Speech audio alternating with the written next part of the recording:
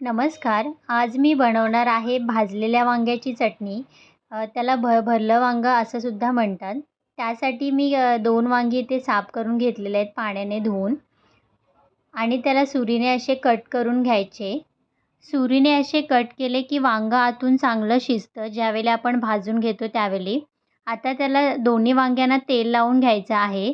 तेल लावल्यानंतर वांगं पटकन असं गॅसवर शिजलं जातं.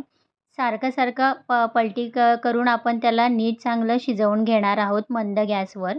तुम्ही बघू शकता वांगं आता सर्व बाजूने चांगलं भाजलेलं आहे. ते आता या पद्धतीने त्याचे सर्व साल काढून घ्यायची आहे आणि त्याला सुरीने कट करून घ्यायचं आहे. इथे मी कढईमध्ये 2 पळी तेल घातलेलं आहे. आता त्यामध्ये लसूण कट करून घालायचा आहे आणि नंतर घालायचे आहे 4 ते 5 हिरवी मिरची. आता घालायचे आहेत 3 बारीक चिरलेले कांदे. या भाजीसाठी कांद्याचा वापर जरा जास्त करायचा, त्यामुळे भाजी खूप छान लागते. कांदा मऊ झाला की यामध्ये घालायची आहे आशाई हळद पावडर. तुम्ही बघू शकता या हळद पावडरला कलर पण खूप छान आहे. नंतर घालायचे अर्धा चम्मच धना पावडर.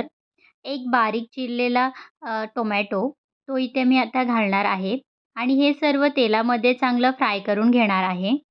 आता यामध्ये घालणार आहे भाजलेला वांगा, जो मी बारीक कट करून घेतलेला आहे.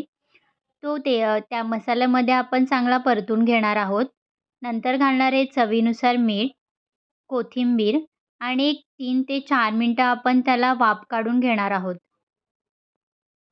आपली आशाई हळद पावडर वापरून बनवलेली भरले वांग्याची भाजी तयार आहे.